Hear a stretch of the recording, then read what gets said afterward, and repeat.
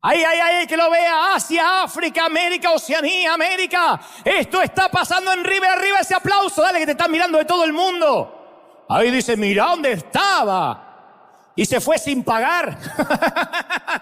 Ahí está. Mantén ese aplauso y decirle al mundo entero, algo está pasando en Anaheim.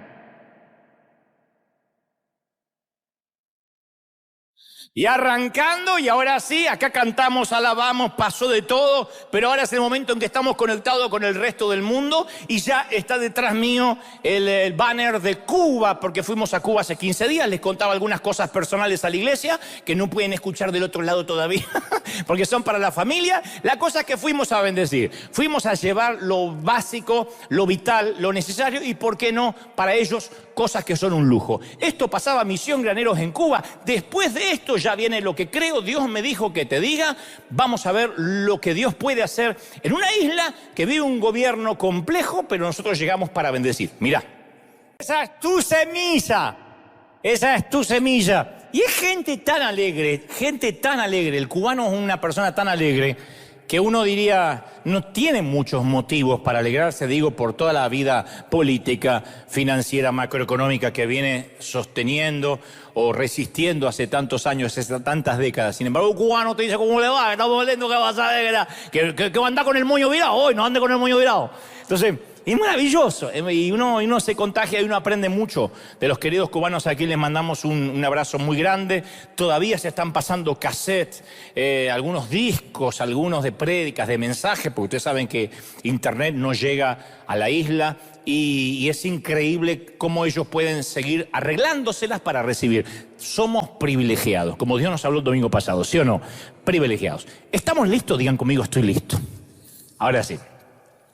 Y yo quisiera comenzar este mensaje contándote una pequeña historia, que no es un cuento ni una fábula. A su vez, esta historia se la contó un amigo de Entre Ríos, provincia de la República Argentina, a Mamerto Menapace, un monje benedictino que es autor de muchos libros, lo admiro profundamente, además de ser un sacerdote católico muy, muy querido. Un amigo se lo cuenta a él, y él también lo suele relatar cuando suele hacer sus giras, sus visitas, digo, Menapace. Esto le supo suceder a este amigo, insisto, de este monje, allá por los tiempos en que era chamaquito. En mi país se dice gurí, la gurizada se le dice a los niños, ¿no? Los chamaquitos, los chavos. Y todavía vivía su padre, al quien le decía el Tata. Y una mañana, este chico, Cancio, escuchó que su Tata lo llamaba. Para allá fue y se puso a las órdenes. Andaba preocupado con algo urgente que encomendarle su padre, porque sin darle ninguna explicación le ordenó que preparara el caballo, que lo ensillara, a fin de pegarse un galope hasta la casa de un pariente al que tenía que llevarle un mensaje. Cancio era pequeño, entonces no podía subir al caballo, tenía que recurrir a esas consabidas tretas que tienen todos los niños de arrimar el caballo a la tranquera o al alambrado para poder subir. Pero esta vez su padre, su Tata, le dijo que no se preocupe porque le iba a ayudar a montar. Y sin explicaciones, el Tata le levantó la camisita al chiquito y le añudó por debajo de la ropa un pañuelo doblado cuidadosamente que, a juzgar por el bulto, se ve que contenía una carta, una misiva y algo más. Las órdenes que acompañaron el gesto fueron breves y perentorias. Le dijo: no te entretengas en el camino, no te quedes a conversar con nadie, anda a la casa del tío y dale esto, y me traes lo que él te ponga a su vez en el pañuelo. Y allá fue, y al llegar a la casa del tío, este lo esperaba impaciente, señal de que ya estaba de sobreaviso, que ya sabía el motivo de la misión del chiquito. Sin muchas preguntas, se bajó del caballo, le levantó la camisita, le desató el pañuelo con el que entró a la casa. Y al rato salió el tío. Nuevamente se repitió el rito del pañuelo, que fue ceñido por debajo de la ropa, Y también esta vez había una carta en respuesta a la misiva anterior. Pero el bulto había desaparecido. Y se repitieron las mismas recomendaciones. No hables con nadie, no te distraiga, directo a tu papá. El Tata lo estaba esperando de a caballo, en la tranquera, quizá inquieto ya por la tardanza. Y recién se tranquilizó cuando leyó la carta que traía de respuesta al envío. Y entonces le sonrió al chico y lo devolvió a su juego. Se dijo que continúe con su día. Y este amigo entrerriano le contaba al sacerdote que nunca supo qué contenía aquel envío, qué tenía la carta y menos el bulto. Pero debió ser algo importante porque tanto el Tata como el pariente habían tomado la cosa muy en serio. Y ¿sabes una cosa? También yo hoy me siento como aquel gurí o como aquel chamaquito que tuvo que oficiar de cartero. Yo siento sobre mi piel y debajo de mi cinturón que Dios desde ayer me ha ayudado una carta que no sé bien qué contiene. Dudo que sepa para quién va y qué es lo que lleva parte de la carta, pero sé que es para alguna persona aquí o para varias y que viene de parte de Tata Dios. Y presumo que ya te habrá puesto de sobreaviso y aquí va. Escúchalo y después le respondes a él directo. Pero por favor, quédate con lo que viene dentro del pañuelo. Dicho esto, vamos de lleno al mensaje. ¿Estamos listos, sí o no? Muy bien. ¿Qué no te deja o qué no nos deja dormir últimamente? Y yo no me refiero a esas pequeñas zorras que de tanto en tanto roen nuestra mente. Yo no estoy hablando de esos intrusos sin importancia que son los avatares lógicos de la vida que interrumpen nuestros días como un grifo que gotea y hay que llamar al plomero, al handyman, llaves extraviadas, o que te levantas a la mañana y el auto tiene una llanta desinflada. No, yo me refiero a esos monstruos mentales que causan grandes úlceras y que después nos acompañan a la cama y nos quitan el sueño reparador. Yo quiero hablar esta mañana de las incesantes preocupaciones que le quitan la alegría, por ejemplo, a un muy esperado feriado o incluso un sábado. Nos quitan el día de descanso porque el cuerpo descansa aparentemente, pero la cabeza no para nunca. Entonces las ansiedades hacen eso, obran como ladrones en las esquinas oscuras de nuestra mente, secuestran nuestra paz, nos quitan la alegría, nos suprimen la alegría. Y si permitimos que día tras día la ansiedad haga su insidioso trabajo, a la larga, la ansiedad termina drenando todos nuestros recursos, nos deja en bancarrota emocional, nos pone en una inmovilidad espiritual. Ya no tenemos ganas ni siquiera de orar si tenemos al Señor, no queremos ni orar, mucho menos leer la Biblia. Yo pongo la palabra ansiedad en el motor de búsqueda de mi corazón y me viene inmediatamente Filipenses 4:4 y voy ahí y veo las tranquilizadoras palabras de un pastor que le escribe con urgencia a sus ovejas que parece que ya en ese entonces, en el primer siglo, sufrían de ansiedad.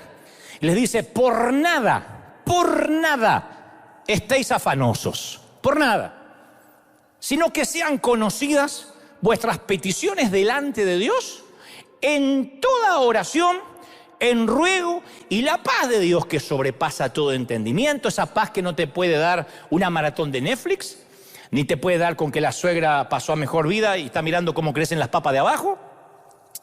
Esa paz guardará vuestros corazones y vuestros pensamientos en Cristo Jesús. El corazón y el pensamiento va a estar guardado en Cristo. O sea que para que alguien se meta con tu corazón y con tu pensamiento va a tener que pasar por Cristo. Y yo descubro en esto que dice Pablo, que lo hemos escuchado decenas de veces, un mandato de al menos 5 palabras. Dejen de preocuparse por nada. No te preocupes por nada. La palabra griega afanosos viene del verbo griego merimnao, que significa estar dividido o distraído, cuando la mente no está en lo que estás haciendo porque está en otra parte. Y en latín la misma palabra se traduce como anxious, que añade el matiz de estrangular. De ahí se deriva la palabra ahorcar, la palabra ansiedad. Y la ansiedad es eso.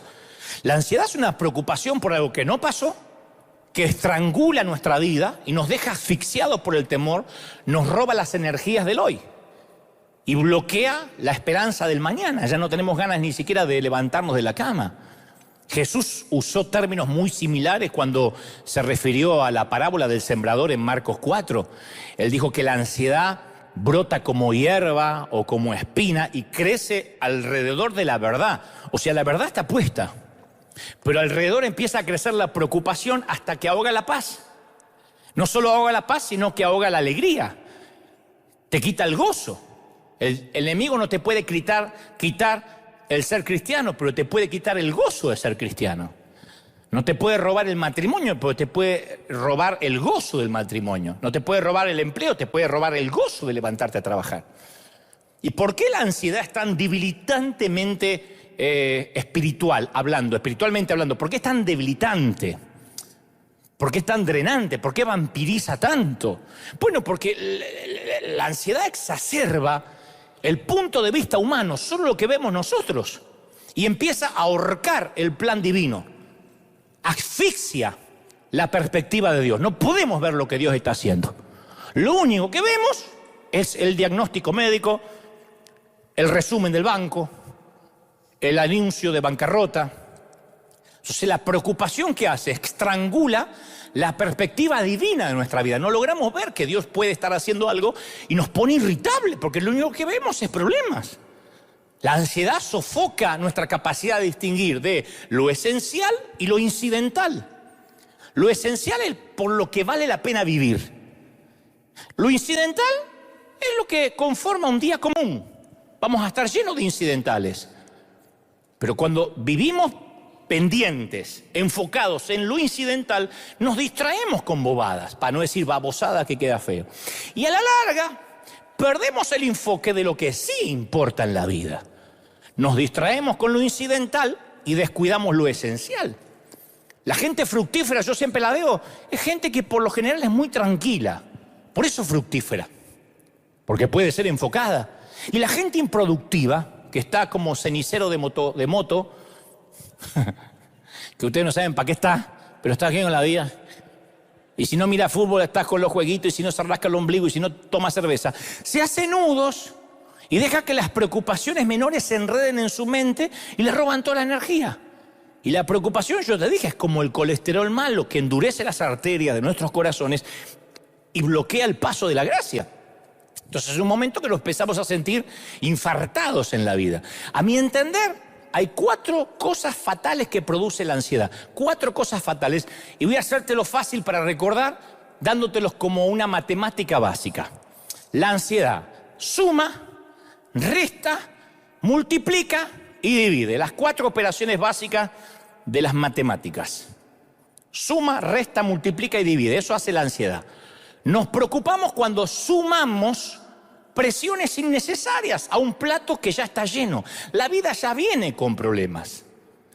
Y ese es el error más común que tenemos la gente ocupada. Cuando a lo que ya tenemos, que es bastante, tener un hijo trae consigo alegrías y problemas. Casarse trae consigo alegrías y problemas. Divorciarse trae consigo alegrías y problemas. La suegra trae consigo problemas y problemas. A todo ese plato que ya está lleno, ¿qué le sumamos? Las expectativas de otras personas. Yo personalmente he luchado mucho con eso durante tantos años. Hace algunos años yo solía vivir de acuerdo a las expectativas de la gente. No sabe lo drenante que es. Yo me llenaba de ansiedad. ¿Por qué tenía ansiedad?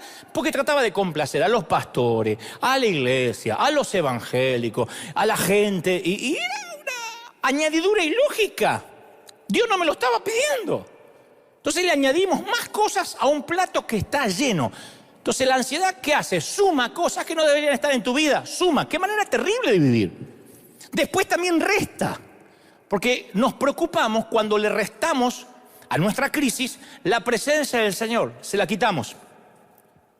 Cuando eliminamos la oración de nuestra rutina diaria, decimos, yo no necesito orar.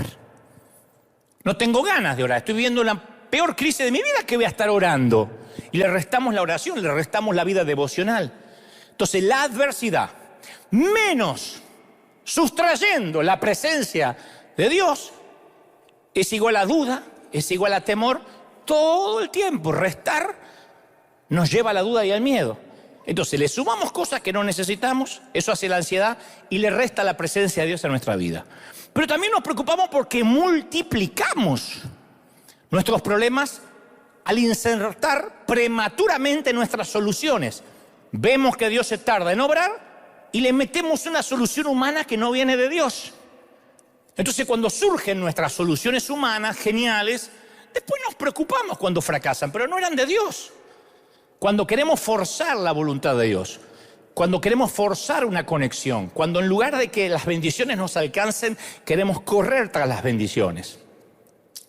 Y entonces insistimos en encontrar una salida en esos tramos difíciles de la vida, en lugar de tomar el camino de Dios para atravesar esos tramos.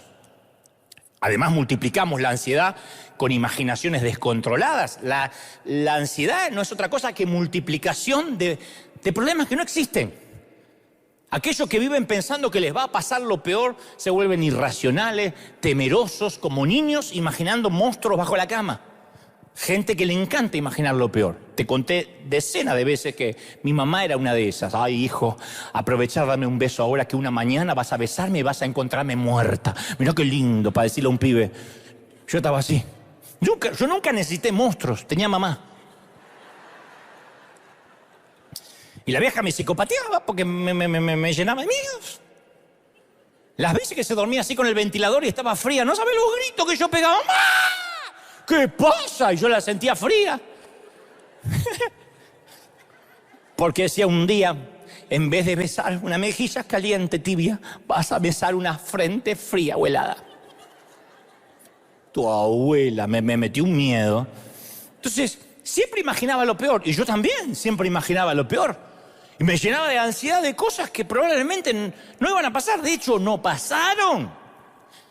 Y nos preocupamos cuando dividimos. Te dije que eran 4 operaciones básicas: suma, resta, multiplicación y división. Nos preocupamos cuando dividimos entre la vida secular o la vida diaria, el tedio de lo diario, lo pueril, y lo sagrado. Y Dios no quiere que dividamos nuestras vidas. Él quiere que toda nuestra vida esté bajo su control, ¿sí o no? Entonces la confianza selectiva nos hace olvidar de Dios. Mientras menos le permitamos a Dios ser parte de nuestra vida, digamos tediosa. Cuando digo tediosa, yo digo que la vida son días comunes. La vida es un collar con perlas, cuyas perlas son un día enlazado con otro día común y todos hacen el collar de una buena vida. Esos días comunes que no son necesariamente los aniversarios, los días de boda, los funerales, las graduaciones, sino los días comunes son los que necesitamos a Dios también, aunque no pase nada extraordinario. De otro modo nos vamos a llenar de ansiedad.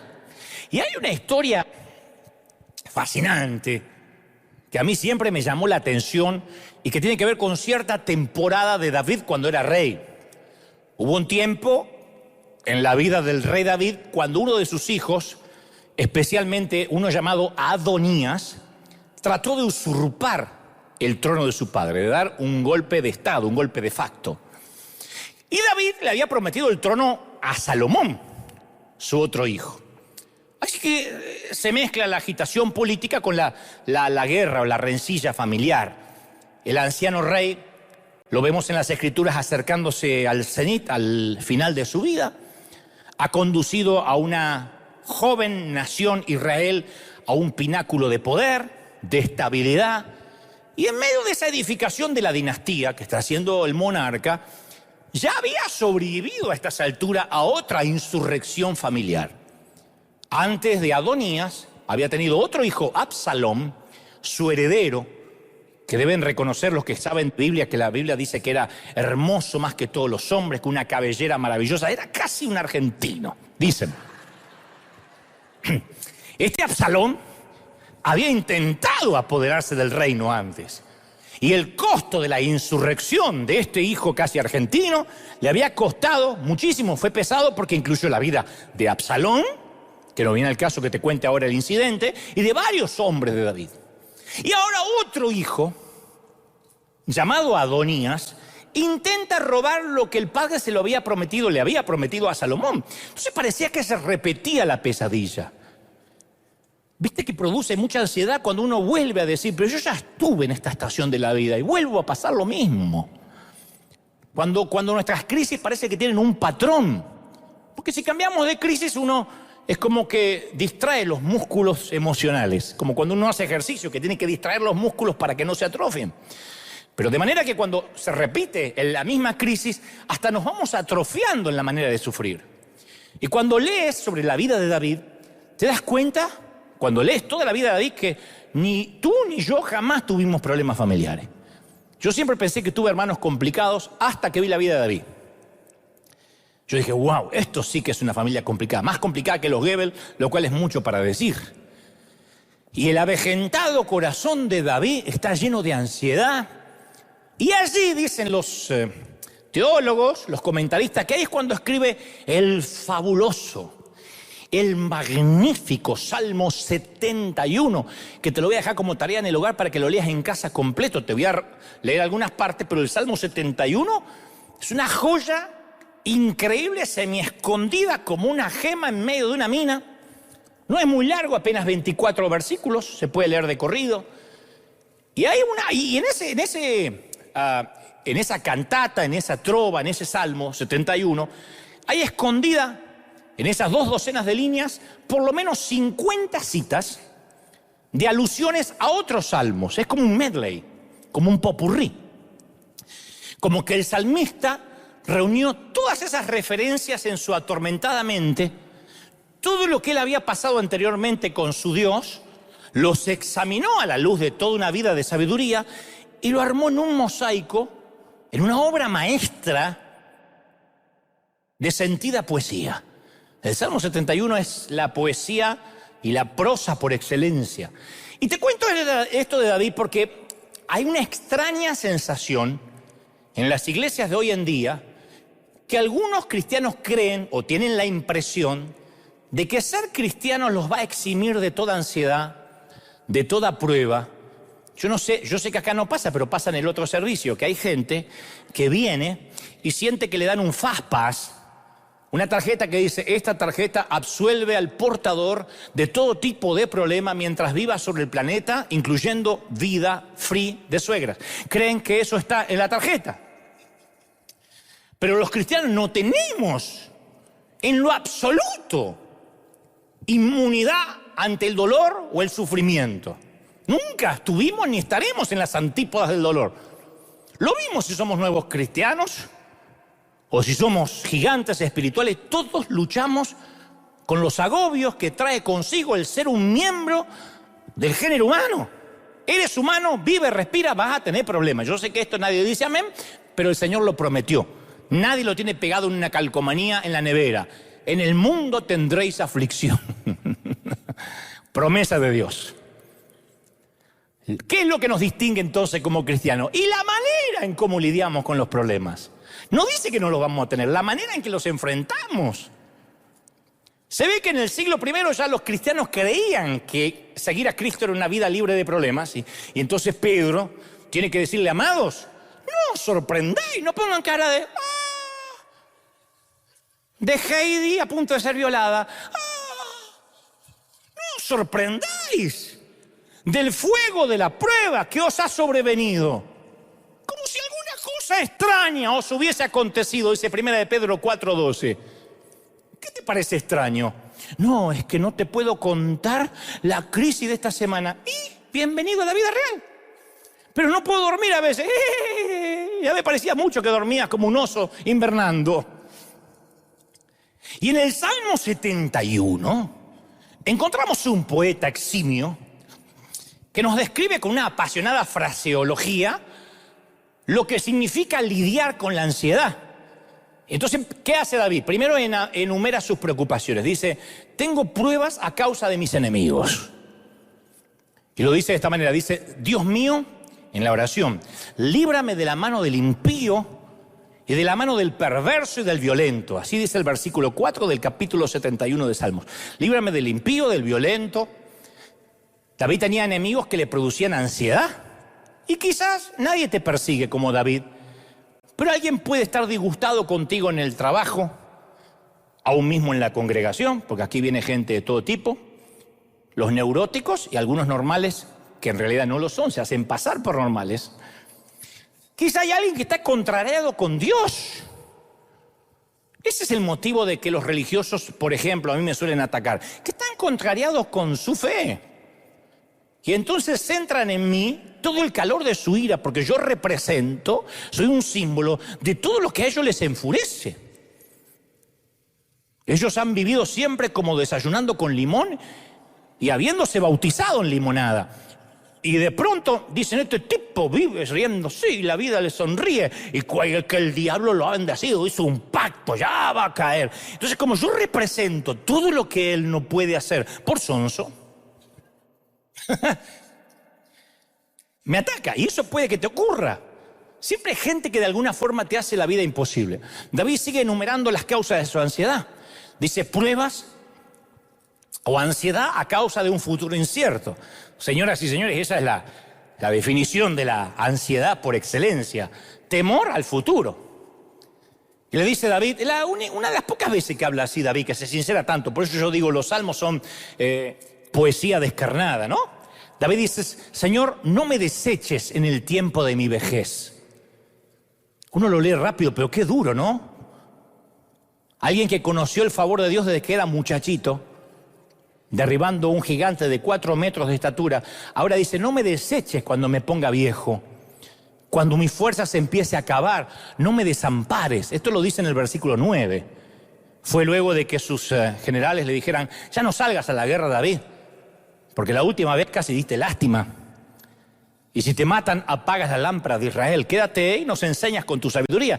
Y uno dice, bueno, qué bueno, pero él también como guerrero le afectaba el ego, entró en la crisis de la mediana edad. Yo no tengo la menor idea, pero cuando entre te aviso.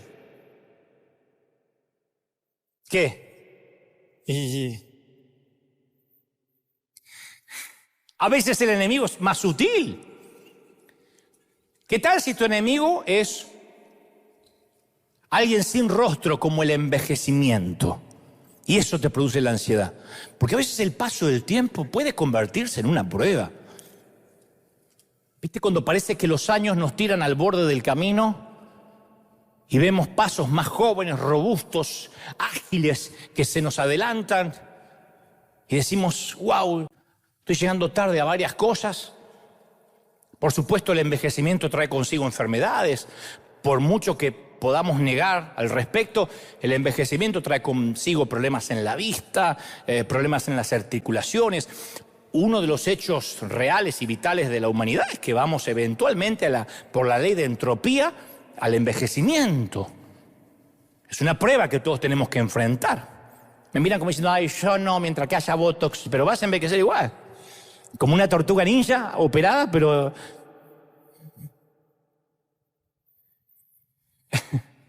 Y después David dice, no solo me preocupa el envejecimiento, sino que también los amigos infieles. Dice, hablan de mí, y los que acechan mi alma consultan conjuntamente y dicen, Dios lo ha desamparado al rey. Así que vamos a aprovechar ahora porque no hay quien lo libre. Él había oído eso de sus propios hijos. Es duro. Ahí es cuando la ansiedad se agiganta, cuando las personas que hablan de nosotros, nos dan la espalda, no son enemigos etimológicamente hablando, o sea, por definición, sino que las personas más cercanas son las que pueden llegar a herirnos profundamente. La coalición que causaba el problema de David no estaba con los filisteos u otras tribus.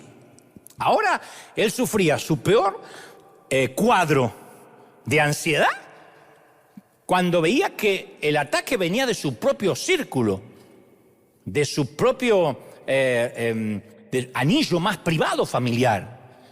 Y entre ellos estaban sus hijos amados Absalón y Adonías. Ambos trataron de usurpar el trono, conspiraron contra el padre viejo por un absurdo juego de poder.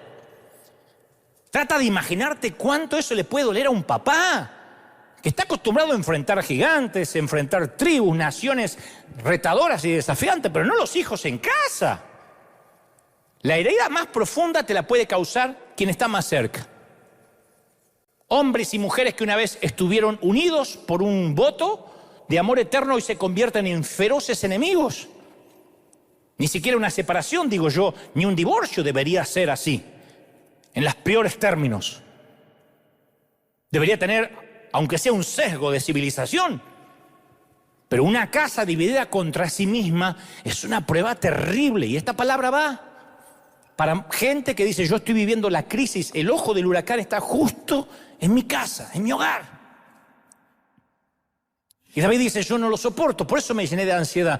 A mí enfrentarme con gigantes, filisteos, pero no con mis hijos. Porque tengo un conflicto de intereses. No es una bendición que mi hijo haya muerto en el intento del golpe de poder, del golpe de Estado. Ah, qué bueno, no se trataba de un enemigo de la oposición, era mi hijo. Lo acuné. Luego sigue dando razones David de las causas de su ansiedad en el Salmo 71 y habla de las pruebas que Dios envía. Dice, oh Dios, ¿quién como tú, que me has hecho ver muchas angustias y males? Esto lo dice en el versículo 19. Tú me has hecho ver, no dice, me has observado como testigo pasivo. Me has hecho ver, me has empujado a ver.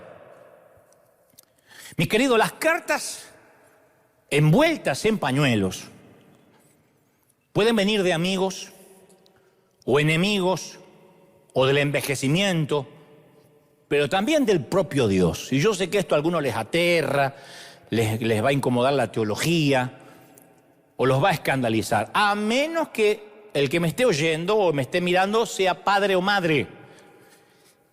Si eres papá y mamá vas a entender este mensaje diferente a si nunca lo fuiste. Porque si uno es papi o mami, recuerda que hay momentos cuando tiene que permitir que sus hijos tengan dificultades, aunque ellos no lo sepan, controladas. En un ámbito controlado, ellos creen que la están teniendo sin resolver, pero nosotros estamos ahí si las cosas se ponen feas. Solamente que los dejamos que tengan dificultades que bien pudimos haber evitado. También está la antítesis, los padres que están todo el día encima de los nenes para evitarle cualquier tentación o amenaza. Ay, es que no, es que es muy chico, yo no lo quiero dejar, tiene 42, ¿qué sabe de la vida? También está eso. Que Freud diría que es un Edipo. Pero los padres sabios aman tanto a sus hijos que a veces les dejamos experimentar cierto dolor, porque el dolor enseña cosas que las palabras más sabias de los padres no pueden. ¿Sí o no? Algunas cosas no se aprenden con sermoneos. No. Hay cosas, yo sé que te va a doler como papi, pero si sos papi, o eres papi porque fuiste hijo. Nadie está acá que no fue hijo. Aunque no haya conocido a los padres, hijo de alguien es. Hay cosas que no se aprenden por sermones, sino a costa de dedos martillados y rodillas raspadas. No se puede evitar, no toque que quema, no toque que quema, no toque que quema. ¡Ah! ¿Viste? No toca más. Entonces los padres sabemos y entendemos que Dios es padre y permite cierto dolor controlado en los hijos para facilitar el crecimiento. Es importante comprender que Dios no permanece impasible, nos manda la crisis o la permite y después se va a atender los asuntos más importantes como que Argentina gane el Mundial en Qatar, como va a pasar. No. Así como nosotros no estamos atentos a las malas, no estamos desatentos, a las malas decisiones con sus consecuencias de los hijos, Dios tampoco.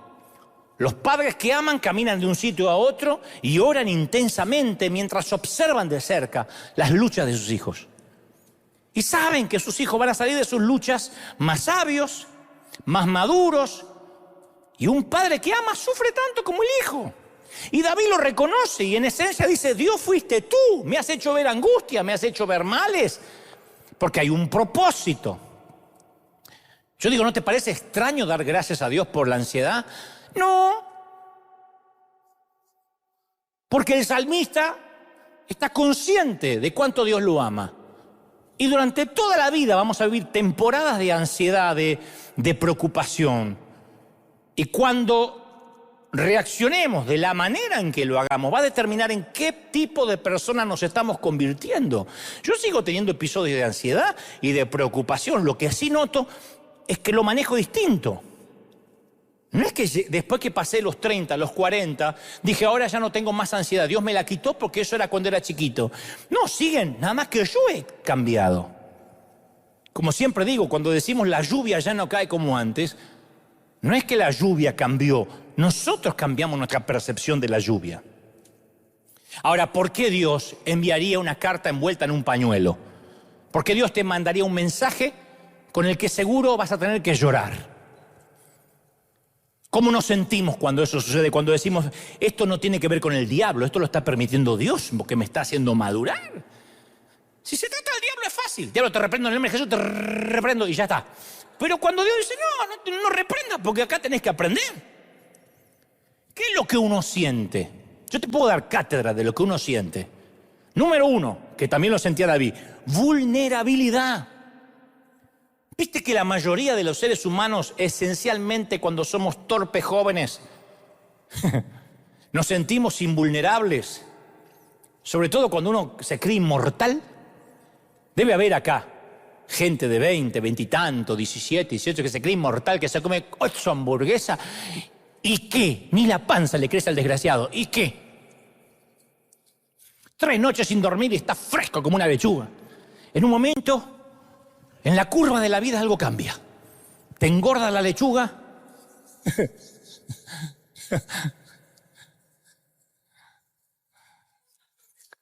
Duerme menos de 8 horas y anda como un zombie todo el día.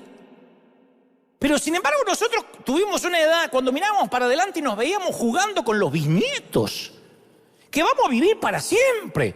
Vivimos, mejor dicho, nacemos con la ilusión de la invulnerabilidad, que nada nos va a hacer, que somos superhéroes de Marvel. Y lo que hace una crisis, lo primero que hace es ¡pac!, romper esa burbuja. La rompes, ¡pac! Y todo tu mundo, o lo que conocemos como mundo, la vida cambia tal como la conocíamos. Todo se derrumba, se desmorona, se estremece. Y en el Salmo 71:7 David dice, como prodigio yo he sido para muchos, he sido un influencer. Y tú has sido mi refugio fuerte. ¿De qué hablaba David? David era rey. Y sabía que estaba en boca de urna, que estaba en las encuestas de toda la nación, de todo el mundo, que todo el mundo lo observaba. Si eres un líder cristiano, debes saber mucho de esto. El mundo te observa. Yo estoy muy consciente de eso. A mí hay mucha gente que me está observando. Hay algunos que me quieren, me tienen estima, y otros que están esperando que yo meta la pata, que me caiga. Acuérdense, recuerda que mucha gente mediocre tiene el complejo del espectador de trapecista. El trapecista sube, ellos mira, hasta que les duele el cuello y quiere que te caigas. Y hay gente que apenas vea que yo tenga un problema, va a decir inmediatamente, no le van a alcanzar los dedos para poner en las redes. Dante se llenó la boca hablando en la pandemia y ahora está en una crisis. Qué fácil hablar, ¿no es cierto? Están esperando. Esa era la posición que David se encontraba. Todo el mundo conocía los horribles problemas familiares del rey. Y ahora el rey parecía tener pies de barro. ¿Qué iba a hacer? El rey no tenía todas las respuestas, pero conocía a aquel que sí las tenía. Eso hace las crisis. La crisis nos hace conscientes de qué limitado que somos. Uno tiene un montón de planes hasta que te haces un análisis de rutina y dicen hay un bulto o una manchita en el pulmón, en el riñón, en el colon que me preocupa. Y en 20 días tu vida es historia. No te quiero asustar, lo que te quiero hacer es que logres ver la finitud de la vida, la vulnerabilidad. Yo decía el domingo pasado que me aterra cuando alguien dice, yo esto me lo gané con mi crédito, con mi trabajo, partiéndome el lomo. Dios te hace así, te cierra el grifito de los pulmones y quedás boqueando como pescadito fuera del agua. Lo vivimos en la pandemia. Hoy alegar de que nosotros tenemos algo, disponemos de algo, es una torpeza, es una imbecilidad. Alegar de que nosotros somos algo, de pronto la vida cambió tal como la conocíamos, un accidente, un borracho que reduce a tu familia a un portarretrato y tienes que verte una mañana arrojando un puñado de tierra en un panteón. Entonces, ¿qué hacemos cuando uno entra en crisis? Con vulnerabilidad, que es como deberíamos vivir, nos volvemos rápido al único que de veras es invulnerable y empezamos a orar. Ahora sí tenemos tiempo para orar. Ahora sí tenemos mucho tiempo para orar, para buscar a Dios, para leer la Biblia, porque nos sentimos que todo lo que habíamos construido se puede derrumbar como un castillo de naipes. Eso le pasa a David. Segundo, ¿qué siente? Inseguridad. Aparte de vulnerabilidad, siente inseguridad. El Salmo 71:2, David dice, líbrame en tu justicia, inclina tu oído y sálvame.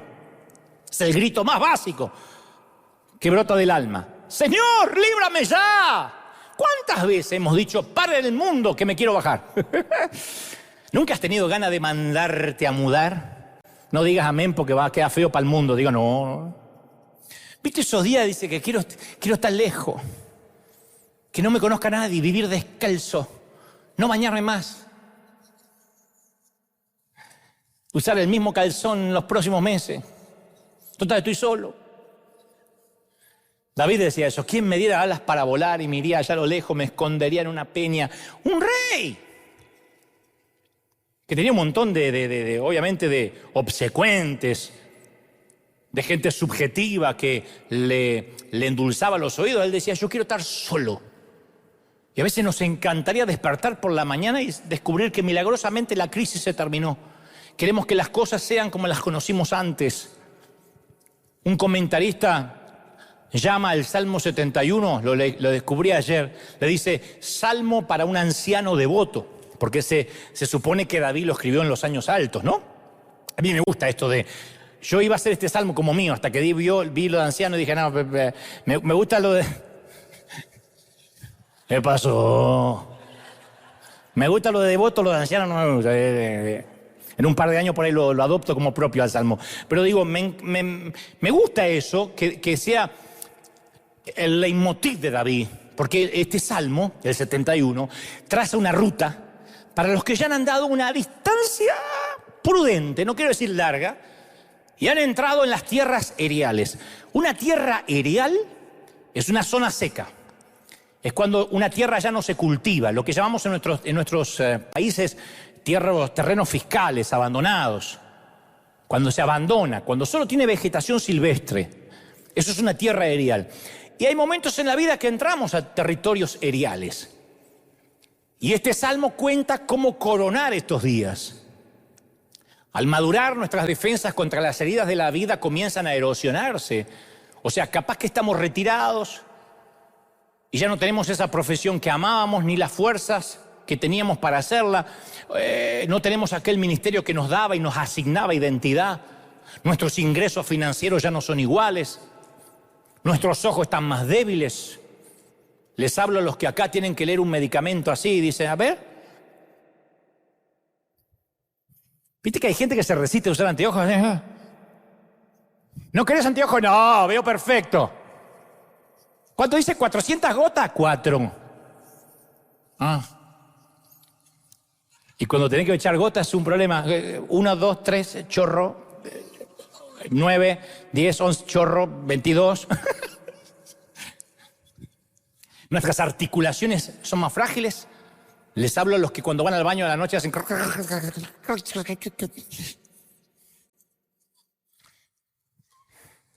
Es Robocop, Iron Man el que va al inodoro.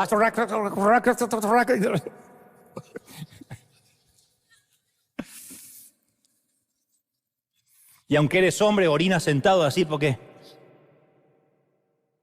no ves nada. Si no, mañana amanece orinado hasta la cortina.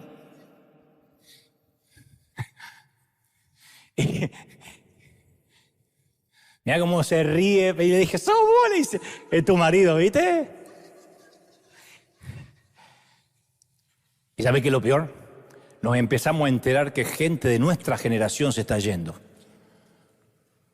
Porque para mí la muerte siempre era eso que le pasaba a la gente mayor. Che, murió. ¿Y qué edad tenía ahí? 90 y pico y 80 y tanto. Ahora estoy empezando a ver gente de mi edad que se está yendo. Y estoy diciendo la frase que decía mi mamá: ¡ay, era tan joven!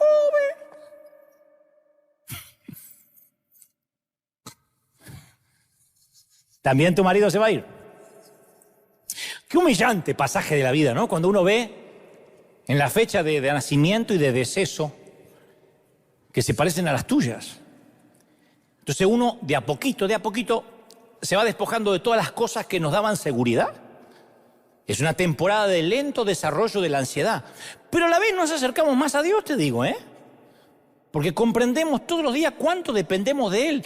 Hay un momento en que nos cae la ficha, como dice las Escrituras, que la vida es como una neblina. Antes lo predicamos, pero no lo creemos. A David lo estaban atacando sus hijos. Se había pasado la vida edificando un reino fuerte y seguro y ahora sentía que se le escapaba entre las manos la mesa familiar. Y en medio de esa inseguridad encuentra en Dios, su refugio, su roca, su fortaleza. Refugio, torre fuerte eres tú, mi roca. Eso lo dijo David. Bajo tus alas seguro estaré y para siempre en tu morada, oh Dios, habitaré. La canción por la misma ofrenda. Y se esconde en la seguridad de esos muros maravillosos, ¿no? ¿Qué más le produce la crisis o nos produce la crisis a David, a ti, a mí? Dependencia. Un líder fuerte, esto me lo pueden discutir, debatir, yo estoy dispuesto a debatirlo. Un líder fuerte invariablemente tiene que ser independiente y tiene que tener autosuficiencia. Es así, un líder fuerte es porque sabe trazar un propio curso de navegación. Pero tarde o temprano, el líder fuerte o no, alcanza su propio límite y dice: no puedo más. Ya sea la edad, la crisis, los enemigos o la realidad, pero en un momento dice: ya no soy más autosuficiente. Y cuando llegan las pruebas, los más grandes líderes, los más sabios, levantan los ojos al cielo. Cuando llegamos a los límites, buscamos un poder más elevado que nosotros y ahí empezamos a sentir un sentimiento de dependencia. Capaz que está diciendo: sí, es verdad, pero yo soy todavía chamaquito, joven, soy bastante joven. No, tu reloj no deja de avanzar y tu tiempo va a pasar mucho más rápido de lo que crees. Nadie dijo: yo nunca voy a envejecer. Nadie dijo: mi juventud es infinita. Todo reloj humano marca los momentos que llevan hacia la vulnerabilidad, la inseguridad y la dependencia. Y no solo esto, sino que David de pronto siente emergencia. En el versículo 12 del capítulo 71, David clama y dice: Dios mío, acude pronto a mi socorro. Busqué todas las traducciones y él dice: ya, urgente, me urge. ¿Quién no ha orado así? Señor, ¿podrías apurarte un poco que se me va la vida?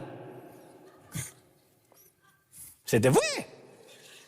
No, se te va, mija. Uno lo siente. Existen las emergencias desde el punto de vista celestial. Algo lo toma a Dios por sorpresa, de modo que necesitamos un 911. ¿Dios entra en pánico alguna vez? Para cada una de estas preguntas, un inequívoco no. Nosotros nos movemos en la cápsula del tiempo. Nosotros tenemos pretérito, presente y futuro, pero Dios tiene eternidad. A Dios nada lo sorprende, porque nuestro pasado, nuestro presente, nuestro futuro está delante de Él al mismo tiempo.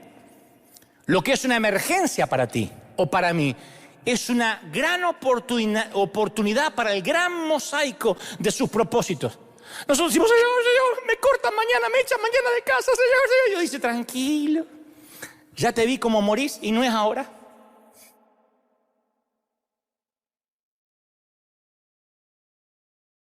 Nada más va a cambiar de casa.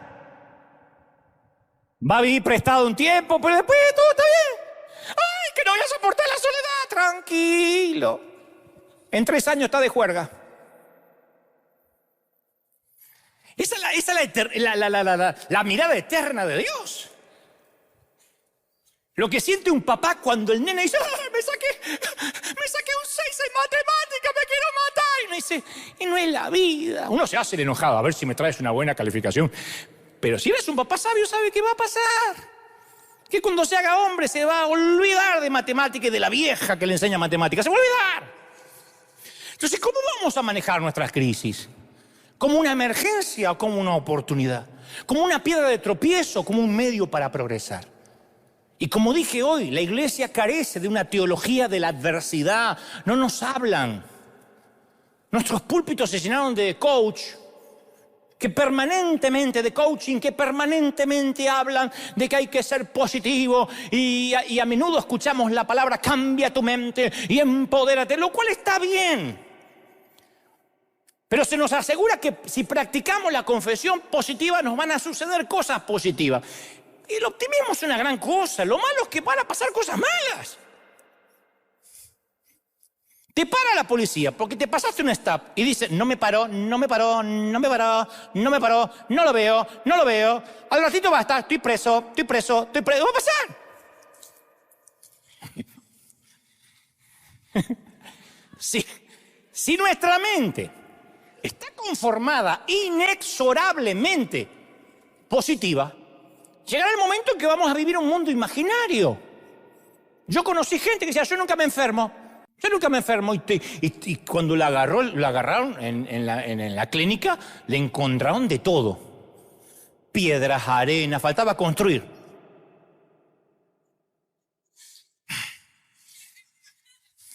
Entonces, yo me considero un pensador positivo, a ver.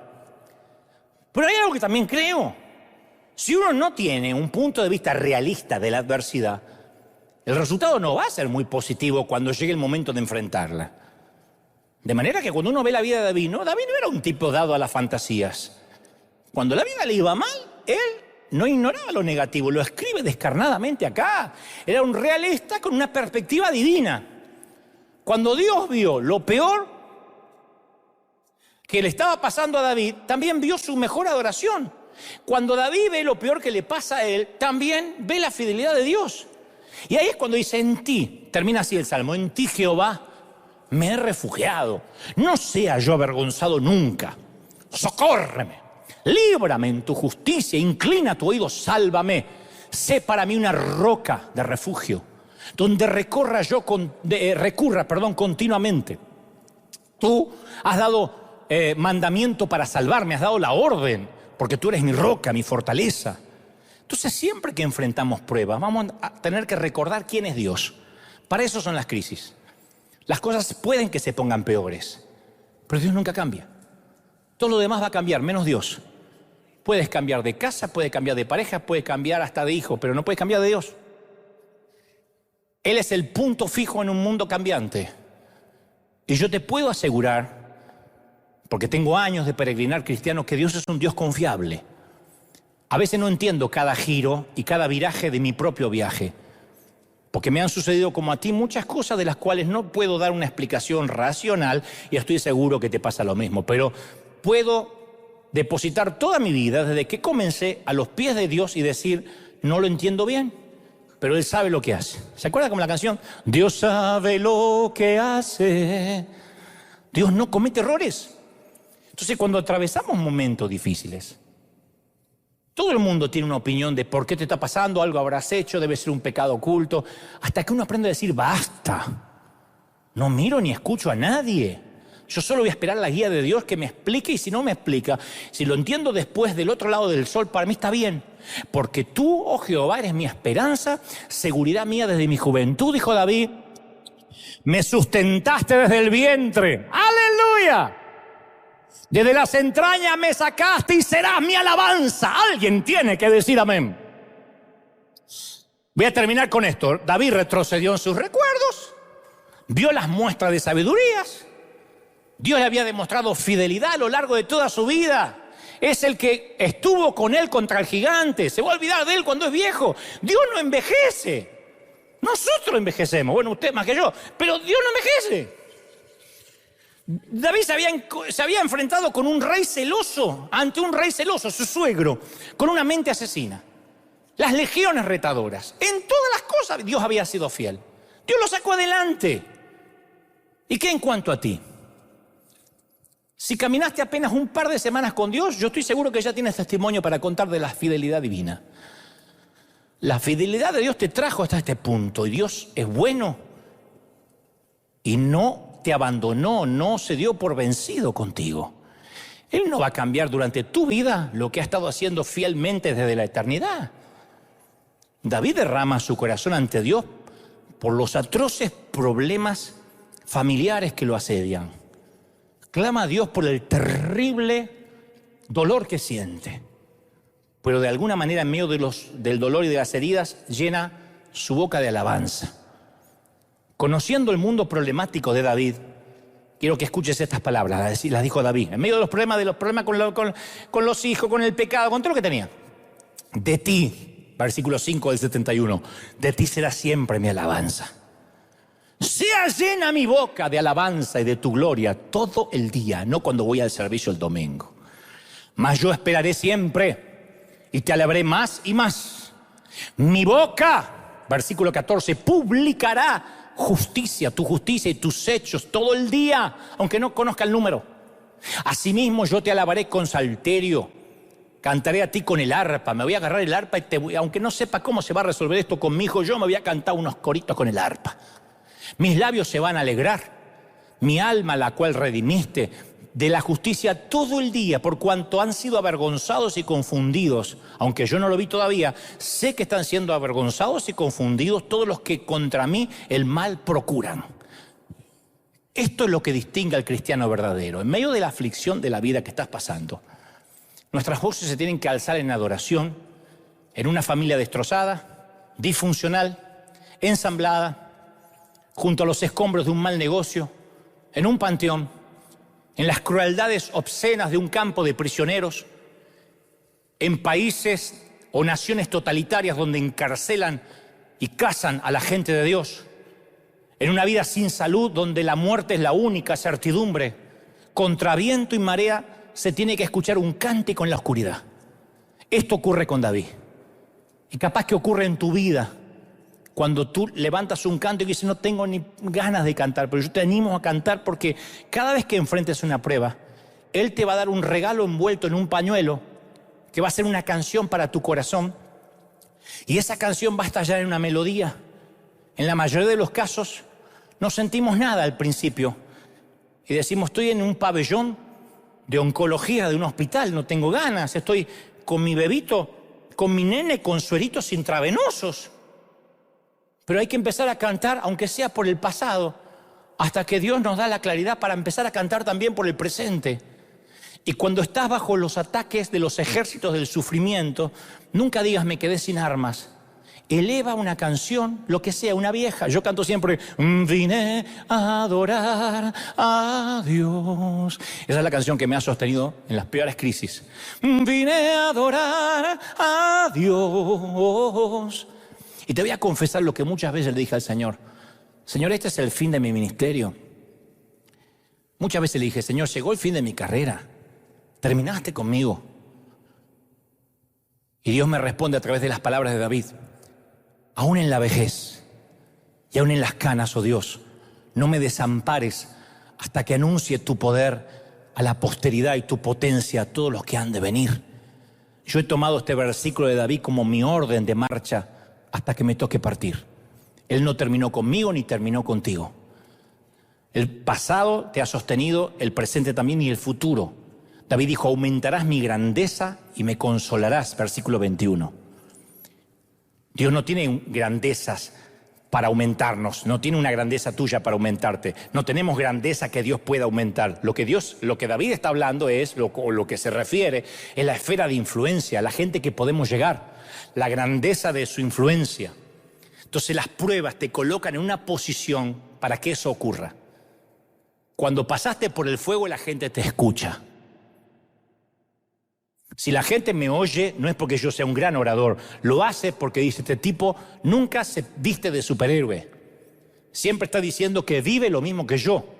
Cuando posees la sabiduría nacida del sufrimiento, tienes herramientas para afectar e inspirar gente. Fuerza y sufrimiento son las dos caras de la misma moneda. Cuando yo era joven escuché una vez que un predicador dijo: Dios no usa a nadie, sino lo tritura primero. Y a mí no me gustaba eso. Le dije: Señor, yo quiero ser la excepción. A mí usame sin triturarme, que me va a salir jugo igual.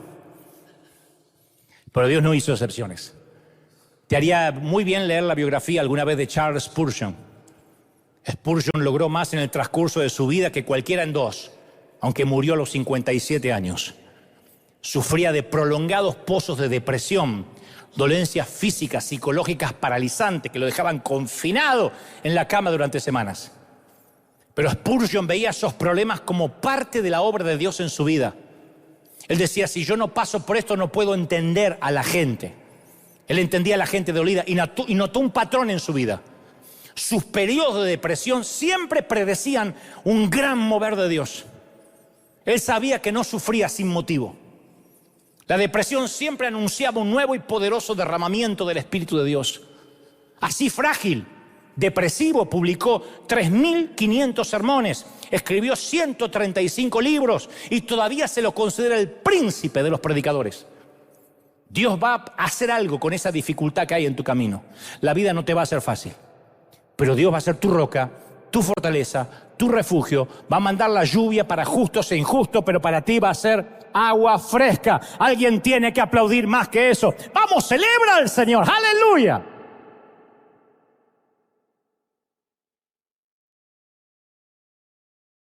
Y los últimos 3 minutos me los reservé para terminar con otra pequeña historia, como comencé.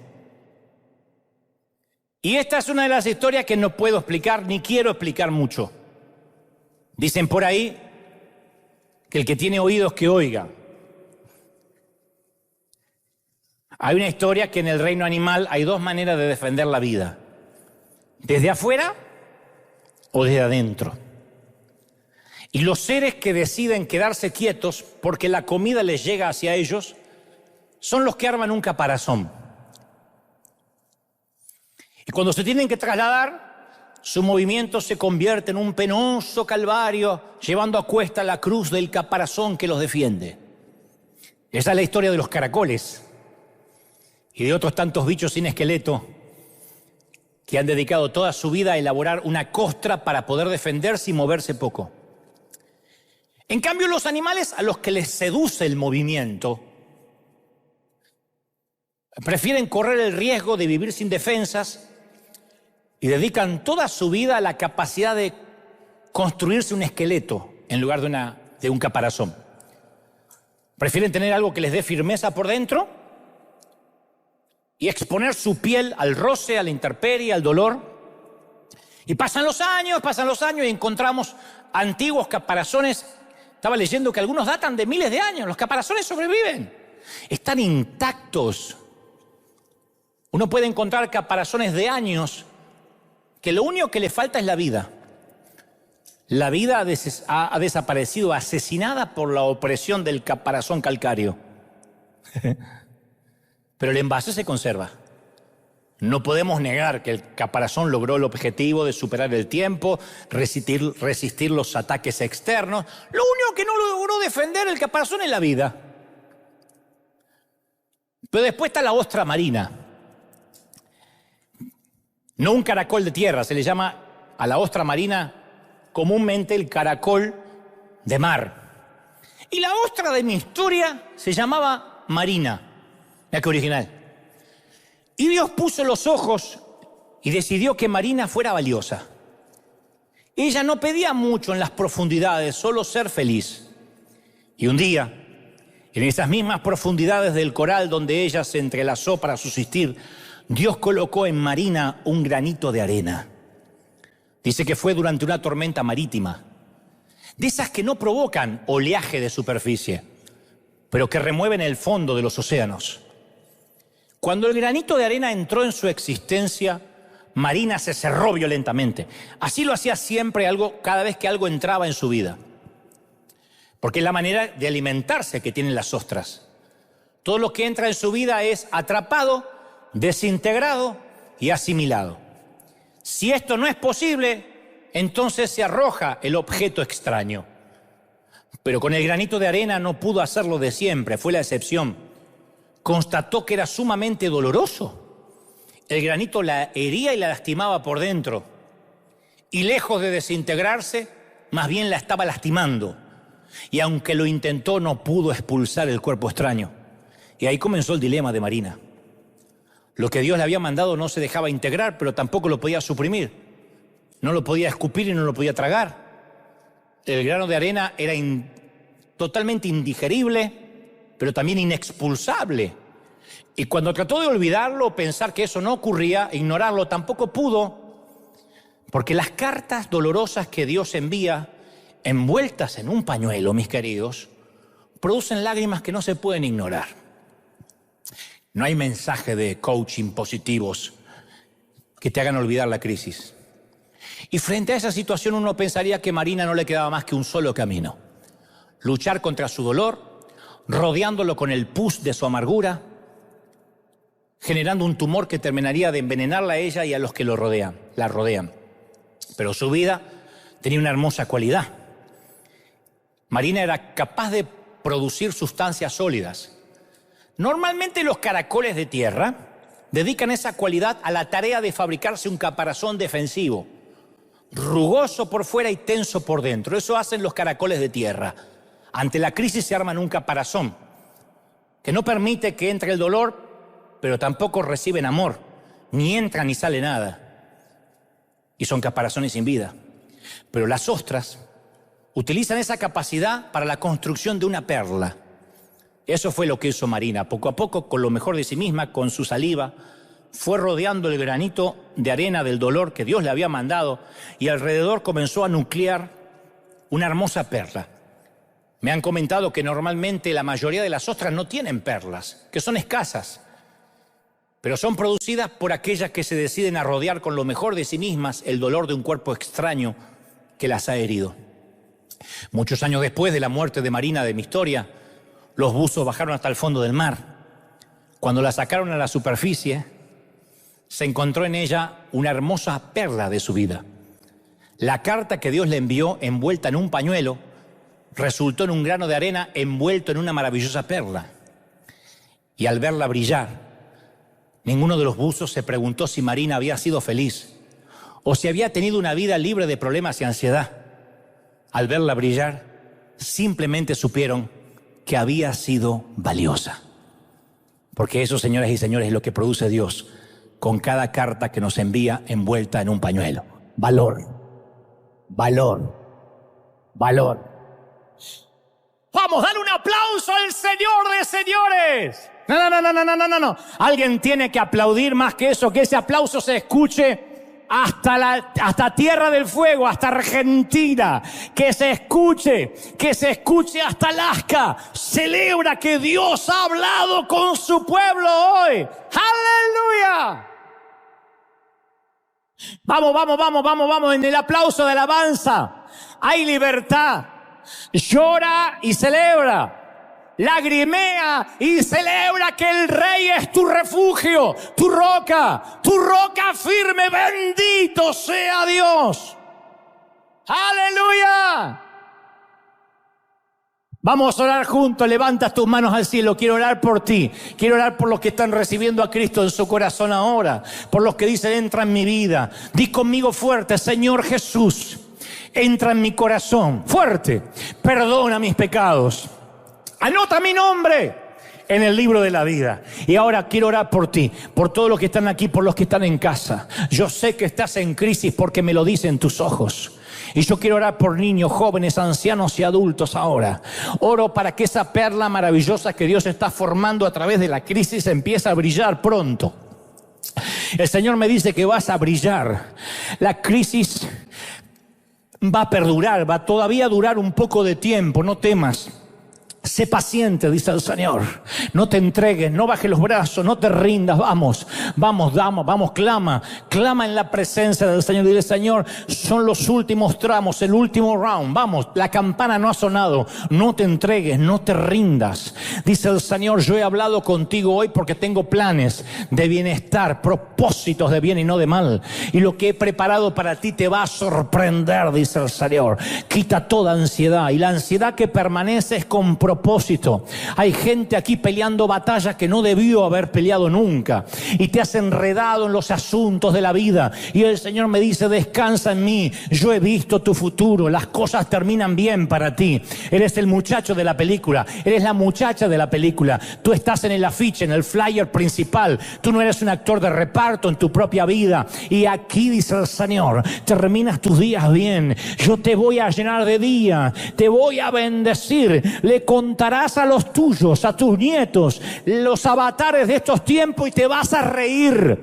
Lo que hoy te hace llorar te va a hacer reír, dice el Señor. Estoy orando por todos los que nos miran a través de televisión, a través de los dispositivos, a través del streaming, Asia, África, Oceanía, América, Europa. Estoy orando por los continentes de este mundo, para que el Señor, donde estés, te esté tocando el Señor. Mira, hay gente encendida en fuego, hay gente orando, hay gente clamando. Estoy sobre ti creyendo de que se abren puertas nuevas. Te va a sorprender el Señor, te va a sorprender. Te ha entregado una carta el Señor esta mañana, esta tarde o esta noche, donde lo estés viendo, y esa carta merece una respuesta. Dile, Señor, yo confío en ti. Termina como el Salmo 71. Eres mi roca, eres mi refugio, y en ti confío, Señor. Tú me vas a sustentar. Uy, vamos, levante las manos, beban, clamen al Señor, digan, Señor, tú me sustentas, tú me bendices.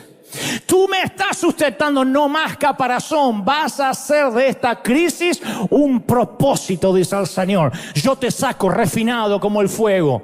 He aquí te he pedido cosas que van aún en contra de tu sistema de creencias. Pero esas cosas que yo te he pedido, dice el Señor, son cosas que yo sé que he preparado para ti. Y si obedeces, yo soy quien te va a sostener. No temas, no te entregues, no te rindas. Yo soy el que te bendice. Vamos, clama. Yo quiero escucharte orar. Hay miles de personas aquí en el arena, y aquí y en el mundo estamos orando y clamando. Algo está pasando, algo impresionante está pasando hoy. Todos clamando. Los que tengan el bautismo del Espíritu intercedan como conviene, conforme el Señor les da. Los que no abran la boca, que de algo Dios la va a llenar. Es el Señor tocando. ¿Pueden sentirlo?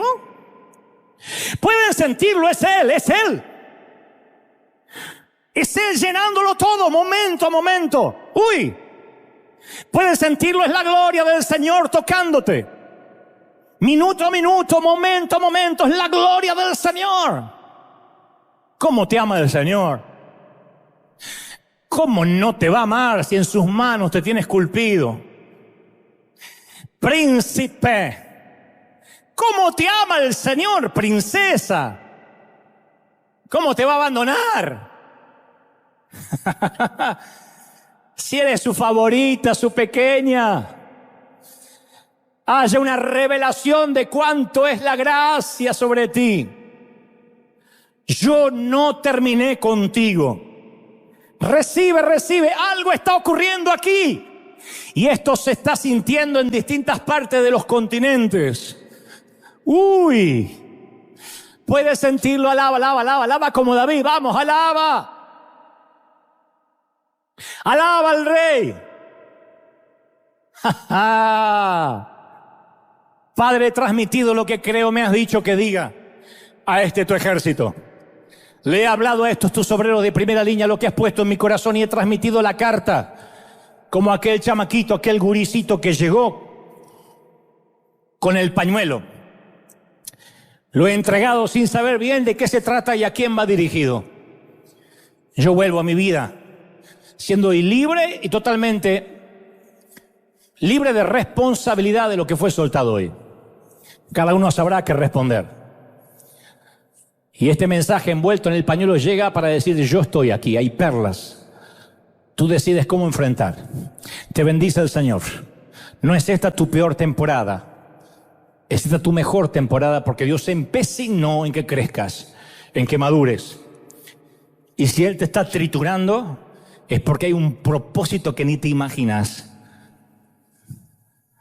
Quiere sacar el mejor vino antes de que te toque partir de esta tierra. Yo siempre digo que mi mejor vino todavía no lo he dado. Mis mejores sermones no los he predicado. Mis mejores proyectos aún no los he hecho. Le he dicho como a David, guárdame. Y aún en los días de mi vejez, ayúdame a transmitir, a inspirar, a influenciar, a hablar de tus maravillas.